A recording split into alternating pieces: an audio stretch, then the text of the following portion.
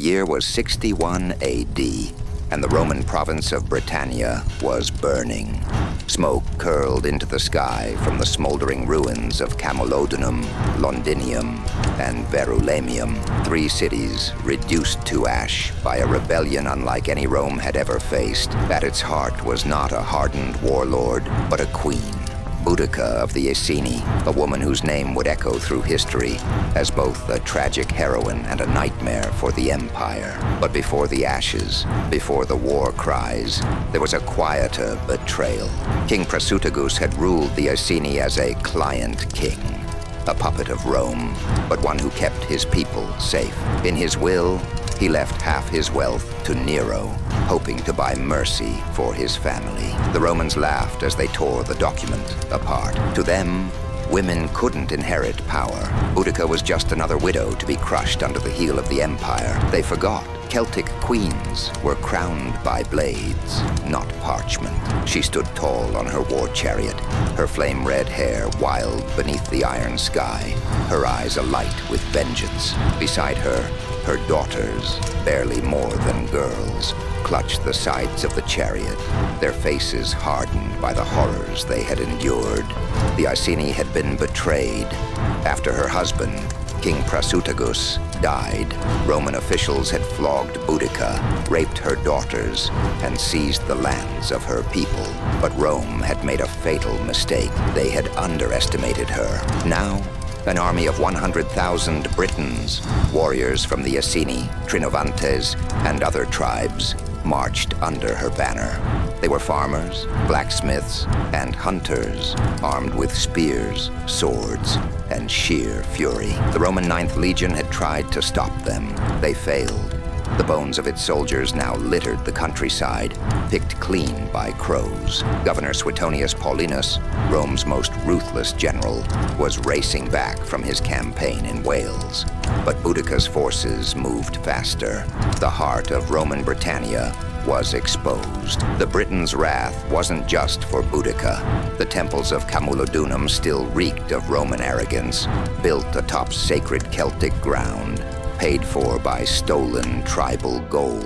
As Boudica's army stormed the city, they didn't just burn buildings, they purged. Statues of Claudius were toppled, his bronze head kicked through the streets like a toy.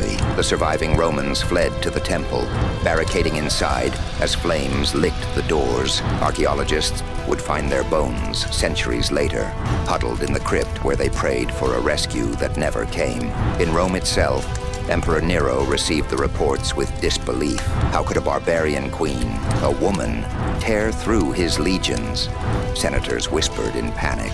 Was this another Hannibal, another Spartacus? But Boudica was neither. She was something far more dangerous, a mother with nothing left to lose. As her forces closed in on the last Roman stronghold, Suetonius made his stand. He chose a narrow gorge, flanked by dense woods, where her numbers would mean nothing. His 10,000 legionaries formed a wall of shields and javelins, their discipline unshaken. Boudica's warriors charged, screaming their wrath, but the Roman killing machine held. Javelins rained down, swords cut through flesh, and by day's end, the field was a slaughterhouse. The rebellion was crushed. After the final battle, Suetonius ordered a butchery to match Boudica's own. Every Briton suspected of rebellion was crucified along the roads, their rotting bodies a warning, but the land itself seemed to rebel. Crops failed, cattle sickened. Rumors spread that Andraste, the war goddess Boudica had invoked, had cursed the victors. Even Rome, thousands of miles away, felt the tremor. Nero briefly considered abandoning Britannia altogether, until his advisors hissed that surrender to a woman would unravel the empire. The truth was buried in scrolls, labeled the British disturbance. Boudica's fate is shrouded in mystery. Some say she took poison rather than be captured. Others claim she fell in battle. But one thing is certain: Rome never forgot her. In the centuries that followed, poets and historians painted her as both monster and martyr. Yet for a brief, blazing moment, she had brought the mighty empire to its knees and proved that even Rome, could bleed. Today, a statue of Boudica stands near the Thames, her chariot charging eternally toward an unseen enemy. A reminder that history is written by the victors, but sometimes the defeated roar loud enough to be heard forever. And so the wind still whispers her name across the hills of Britannia, where bones rust in the earth and ghosts clutch swords. Rome wrote her as a savage. Poets called her a tragic queen. But what do you see when you stand before her statue? A warning?